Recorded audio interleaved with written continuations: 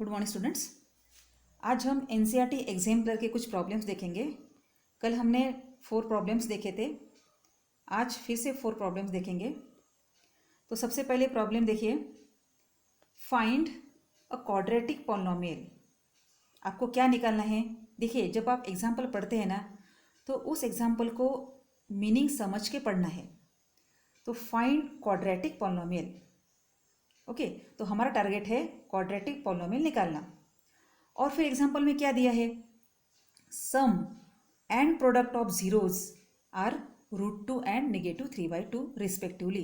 इसका मतलब सम of zeros है √2 एंड प्रोडक्ट ऑफ जीरोज है -3/2। और फिर और कुछ कहा है उन्होंने कि ऑल्सो फाइंड जीरोज। तो इस तरह से आपको ये प्रॉब्लम 2 या 3 स्टेप्स में करना पड़ेगा। तो सबसे पहले आपको जो गिवन दिया है, हम जीरोस को अल्फ़ा एंड बीटा लिखते हैं। तो इस तरह से ये हो गया sum of zeros alpha plus beta is equal to √2 and product of zeros alpha into beta is equal to -3/2।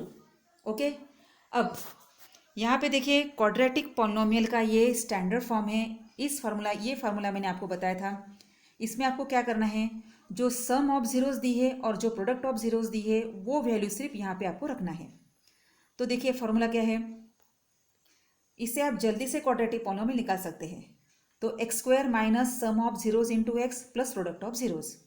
तो सिर्फ यहाँ सम के जगह हमने सम ऑफ जीरोस के बदले में हमने √2 रखा है और प्रोडक्ट ऑफ जीरोस के बदले में -3/2 रखा है। तो एक्चुअली आपका जो क्वाड्रेटिक पॉलिनोमियल है वो आपका तैयार हो गया है। तो यही फर्स्ट स्टेप है। उन्होंने कहा है ना फाइंड क्वाड्रेटिक पॉलिनोमियल, तो ये आपका क्वाड्रेटिक पॉलिनोमियल बन गया। लेकिन हमें यहाँ आगे सॉल्व करने की ज़रूरत क्यों है? क्योंकि हमें और कुछ कहा गया है, ऑल्सो फाइंड इट्स जीरोज। और जीरोज अगर हमें निकालनी है तो इस क्वाड्रेटिक पॉलिनोमियल को हम =0 रखते हैं। याद कीजिए वो मेथड, दिखते हैं ना 0। बाद में इस क्वाड्रेटिक पॉलिनोमियल के हम फैक्टर्स निकालते हैं by splitting middle term method. और इस कंडीशन में इसके फैक्टर निकालना इजी नहीं है, निकाल सकते हैं लेकिन इजी नहीं है। सो इसको इजी बनाने के लिए, फैक्टर्स निकालना इजी बनाने के लिए हम क्या करेंगे, इस पॉलिनोमियल को थोड़ा सा सिंप्लीफाई करेंगे। सिंप्लीफाई करने का मतलब क्या है? अभी देखिए, ये थर्ड टर्म में डिनोमिनेटर 2 है, लेकिन फर्स्ट टर्म और सेकंड टर्म में डिनोमिनेटर 1 है। तो हम एक काम करेंगे, सभी का डिनोमिनेटर सेम करेंगे।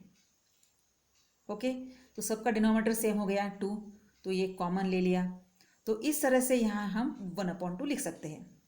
तो ये अभी पॉलिनोमियल सिंपल फॉर्म में है। अब आगे क्या करेंगे, हमें जीरोज निकालने हैं। तो जीरोज निकालने हैं तो हम =0 लिखते हैं इसको। देखिए =0 लिखा है, यहाँ पे लिखा है।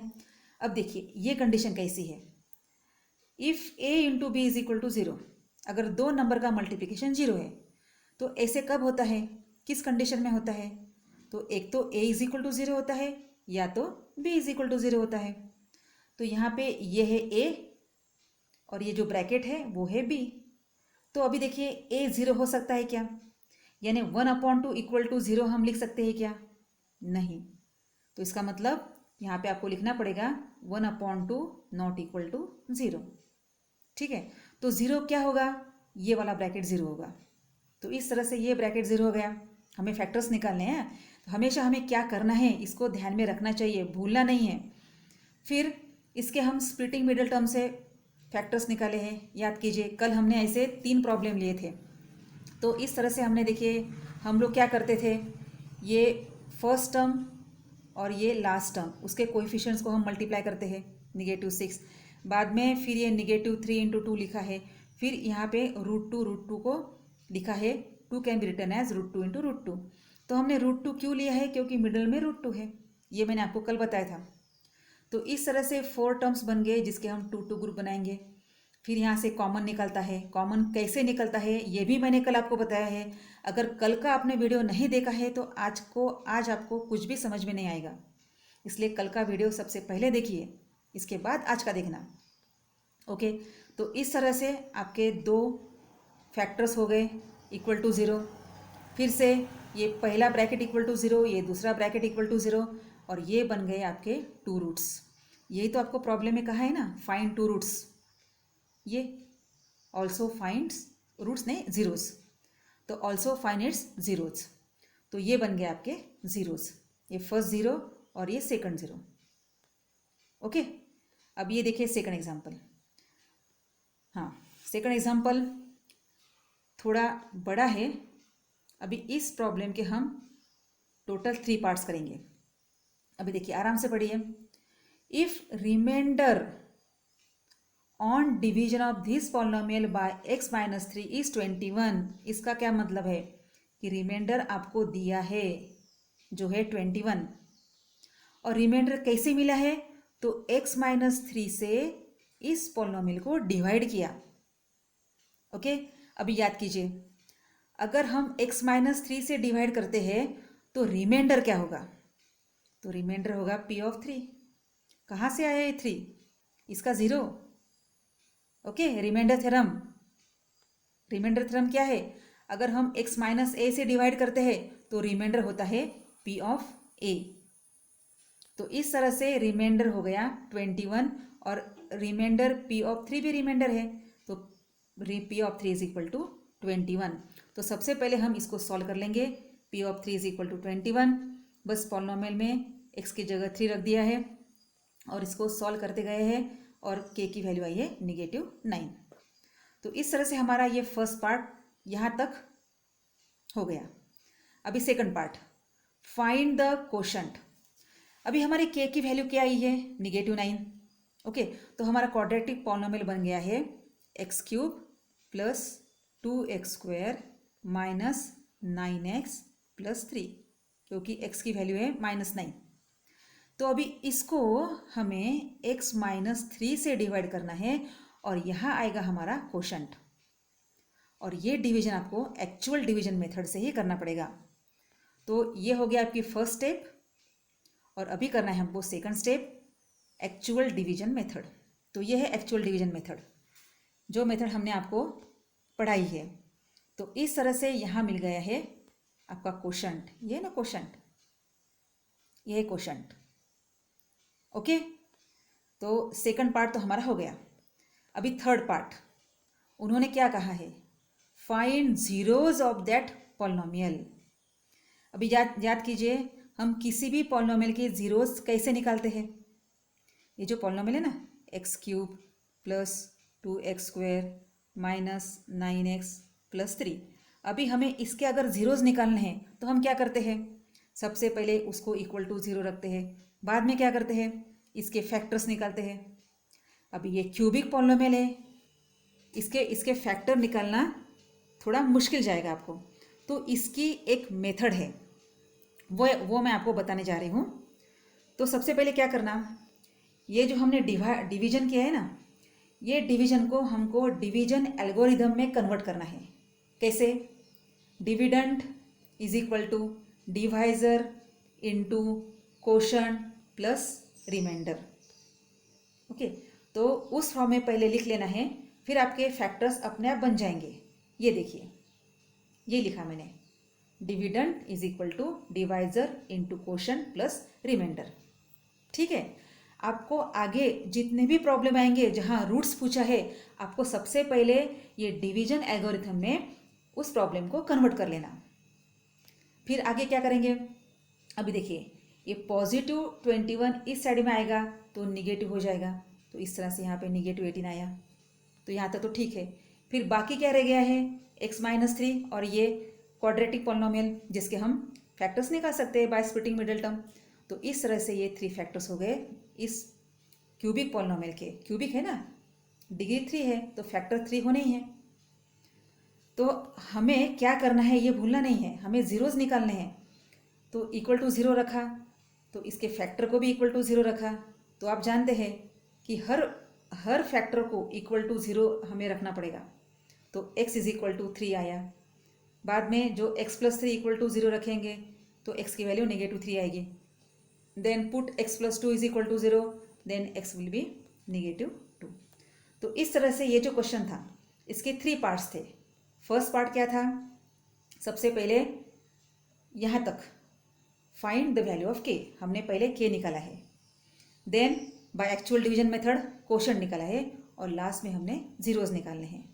तो फिर से सुनिए, जब भी आपको ऐसे प्रॉब्लम आता है find zeros of given polynomial, तो सबसे पहले आपको एक्चुअल डिवीजन में कन्वर्ट करके उसको डिवीजन एल्गोरिथम में लिखना है, फिर बाद में आपको पता चलेगा कि आगे क्या करना है।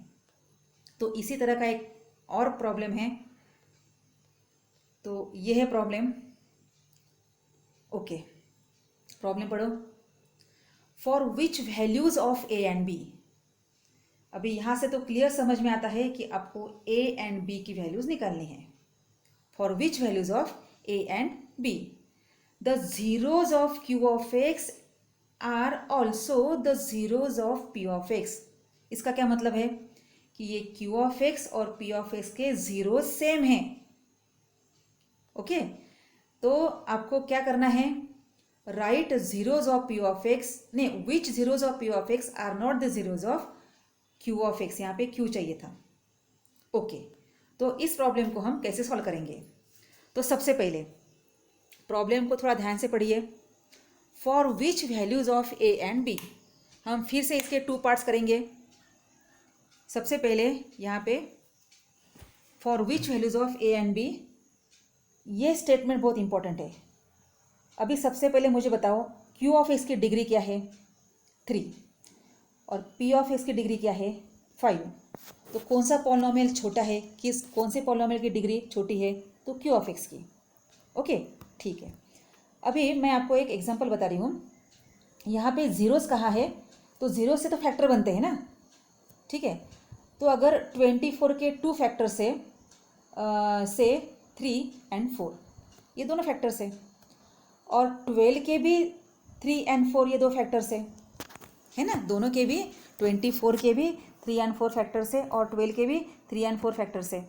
दोनों के भी फैक्टर सेम है, जैसे यहाँ लिखा है दोनों के भी जीरो सेम है। तो क्या 12 24 का फैक्टर नहीं होगा? इसका मतलब Q of x P of x का फैक्टर नहीं होगा? होगा। तो इसीलिए हमने यहाँ पे लिखा है कि Q of x is factor of p of x. हमने ऐसे क्यों नहीं लिखा कि P of x is factor of q of x? क्योंकि पी ऑफ एक्स की डिग्री 5 है और क्यू ऑफ एक्स की 3 है, बड़ा ये है, तो ये इसका फैक्टर हो जाएगा, ठीक है। क्योंकि ये पी ऑफ एक्स और क्यू ऑफ एक्स दोनों के जीरो सेम हैं, जीरो सेम होने की वजह से क्यू ऑफ एक्स इसका फैक्टर हो गया है। अभी देखिए, फैक्टर है तो रिमाइंडर आपका ज़ीरो आना चाहिए। इसका मतलब सबसे पहले आपको रिमाइंडर ही निकालना है, और रिमाइंडर कैसे निकालेंगे? तो इस पॉलिनोमियल को इससे डिवाइड करेंगे। देखिए बहुत बड़ा डिवीजन है, हाँ, बाय एक्चुअल डिवीजन मेथड। तो ये आपको मैंने डिवीजन करके दिया है। आप वीडियो पॉज करके इस डिवीजन को अच्छे से कीजिए, या तो आप खुद इसको सॉल्व कीजिए। अभी देखिए रिमाइंडर क्या आया। रिमाइंडर मुझे ये दिख रहा है, ठीक है, होने दीजिए, लेकिन इसकी वैल्यू तो ज़ीरो है। क्यों ज़ीरो है? क्योंकि ये जो है ना, ये इसका फैक्टर है, इसलिए रिमाइंडर ज़ीरो हो गया। ओके, तो हमने remainder is equal to zero लिखा, यहाँ तक ठीक है। अभी यहाँ आराम से देखिए, प्रॉब्लम थोड़ा लॉजिकल है। इस साइड में क्वाड्रेटिक पॉलिनोमियल है, यानी राइट साइड में क्वाड्रेटिक पॉलिनोमियल है, तो लेफ्ट साइड में भी हम क्वाड्रेटिक पॉलिनोमियल के फॉर्म में ज़ीरो को कन्वर्ट करेंगे। और वो कैसे करते हैं? ये उसकी वैल्यू चेंज किए बिना, 0x² + 0x + 0, है ना। अभी देखिए, इस साइड में भी क्वाड्रेटिक पॉलिनोमियल है, इस साइड में भी क्वाड्रेटिक पॉलिनोमियल है। ऐसे मैंने क्यों किया? क्योंकि बीच में इक्वल साइन है। इसका मतलब x² का कोएफिशिएंट राइट साइड के x² का कोएफिशिएंट लेफ्ट साइड के x² के कोएफिशिएंट के साथ इक्वल होगा। बाद में राइट साइड का x का कोएफिशिएंट लेफ्ट साइड के x के कोएफिशिएंट से इक्वल होगा। राइट साइड का कांस्टेंट लेफ्ट साइड के कांस्टेंट से इक्वल होगा। इसी से हमें a मिलेगा और b मिलेगा। देखिए, अभी सबसे पहले x² के बारे में सोचेंगे। ये हो गया x² का कोएफिशिएंट, और ये हो गया राइट साइड के x² का कोएफिशिएंट। यानी हम लिख सकते हैं कि -1 + a इज इक्वल टू 0, क्योंकि बीच में इक्वल है, इसका मतलब ये दोनों भी साइड इक्वल है ना। ओके, तो अगर -1 + a इज इक्वल टू 0 है तो 1 + a 0 हो गया, तो इस तरह से a हो गया -1, तो यहाँ पे a हो गया -1। ठीक है ना। अरे बाबा, निगेटिव देखिए, -a + 1 इज इक्वल टू 0 हुआ ना।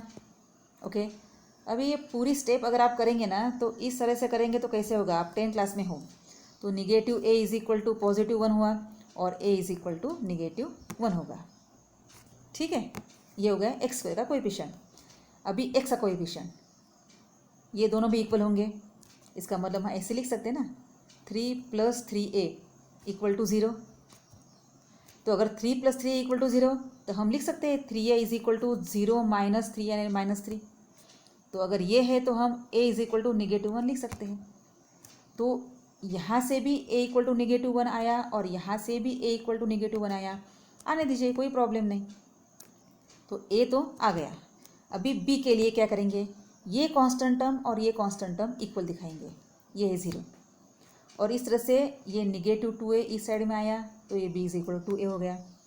यहाँ पे a की वैल्यू पुट कर दी -1, तो इस तरह से b की वैल्यू आई -2। तो हमें यही पूछा था कि for what value of a and b, ये देखिए, for which values of a and b। तो हमने a भी निकाला है और b भी निकाला है। ओके, ठीक है। तो ऐसे प्रॉब्लम में हमें सबसे पहले एक्चुअल डिवीजन करना पड़ता है और बाद में ज़ीरोज़ निकालना पड़ता है। अभी एक नेक्स्ट प्रॉब्लम देखेंगे, वो भी इसी तरह का है, उसमें भी सेम टेक्निक यूज़ की है, थोड़ा वर्ड डिफरेंट है। फाइंड के, तो सबसे पहले आपको के निकालना है, ये क्लियर है। Now x² + 2x + k is factor of this polynomial, factor. Okay, remainder क्या होगा, रिमाइंडर होगा 0। देखिए, एक एक क्वेश्चन आपको आंसर ही बताता है कि आपको आगे क्या करना है, आगे करना है रिमाइंडर निकालना है। और रिमाइंडर कैसे निकलता है, बाय एक्चुअल डिवीजन मेथड। तो इस तरह से हम इस पॉलिनोमियल को, इसको इससे डिवाइड करेंगे बाय एक्चुअल डिवीजन मेथड। तो ये हो गया आपके एक्चुअल डिवीजन मेथड। इससे हम अभी ये देखिए, ये हो गया आपका रिमाइंडर। यहाँ 0 दिखेगा ही नहीं आपको, क्योंकि यहाँ इस प्रॉब्लम में a है, ये इस प्रॉब्लम में k है, k, और आपको k की वैल्यू निकालनी है। तो जब तक k की वैल्यू नहीं आएगी ना, रिमाइंडर में आपको 0 नहीं मिलेगा। लेकिन रिमाइंडर तो 0, रिमाइंडर की वैल्यू तो 0 है ही। क्यों 0 है, क्योंकि ये इसका फैक्टर है। तो इस तरह से देखिए, रिमाइंडर को हमने 0 लिख दिया। लास्ट प्रॉब्लम में भी ऐसे किया था हमने, हाँ याद कीजिए, रिमाइंडर को हमने 0 लिखा था। ओके, फिर देखिए लास्ट प्रॉब्लम में हमने क्या किया था, देखिए लास्ट प्रॉब्लम में रिमाइंडर इक्वल टू 0 लिखा था, ये लिखा था ना। और फिर लेफ्ट हैंड साइड में क्वाड्रेटिक पॉलिनोमियल था, सॉरी लेफ्ट साइड में क्वाड्रेटिक पॉलिनोमियल था, तो राइट में भी हमने क्वाड्रेटिक पॉलिनोमियल में इस 0 को कन्वर्ट किया था। सेम वैसे इस प्रॉब्लम में करेंगे। तो यहाँ देखिए, रिमाइंडर 0 हो गया। रिमाइंडर एक्चुअली यहाँ पे एक स्टेप और चाहिए थी, इक्वल टू 0। रिमाइंडर था आपका 7k + 21 × x प्लस ये ब्रैकेट इक्वल टू 0। फिर अभी देखिए, ये जो लेफ्ट साइड है यहाँ लीनियर पॉलिनोमियल है, क्वाड्रेटिक नहीं है, अभी x का पावर 1 है, लीनियर है।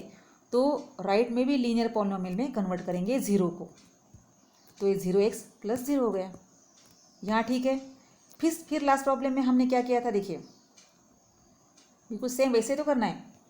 x², यहाँ का x² और यहाँ का x², इनके कोएफिशिएंट इक्वल बताए थे। फिर यहाँ का x का कोएफिशिएंट और यहाँ का x का कोएफिशिएंट दोनों को इक्वल बताया था, और कांस्टेंट इक्वल टू कांस्टेंट लिखा था। बस वही तो करना है। तो यहाँ पर भी same, the coefficient of x equal to coefficient of x, ये दोनों भी इक्वल हो गए, ये लिखा है 7k + 21 इज इक्वल टू 0। और ये जो है ये कांस्टेंट है, कांस्टेंट इक्वल टू कांस्टेंट 0। तो इस तरह से ये लिखा है। ओके, यहाँ तक समझ में आया। यहाँ लीनियर पॉलिनॉमियल क्यों कहा मैंने इसको लीनियर, क्योंकि यहाँ पे ऐसे क्वाड्रेटिक फॉर्म नहीं है ना, स्क्वायर नहीं है, इसलिए इसको लीनियर कहा है। अभी सबसे पहले इसको सॉल्व करेंगे तो ये आता है k इज इक्वल टू -3। फिर इसको सॉल्व करने के लिए देखिए इन्होंने 2 को कॉमन निकाला है, तो ये बन गया k² plus 4k plus 3 equal to 0। ये फिर इसके स्प्लिटिंग मिडिल टर्म से फैक्टर्स निकाले, फिर से ये 2 फैक्टर बन गए, फिर इसको इक्वल टू 0 लिखा, फिर k की यहाँ पे 2 वैल्यू आई है, k इज इक्वल टू -1 और k इज इक्वल टू 3।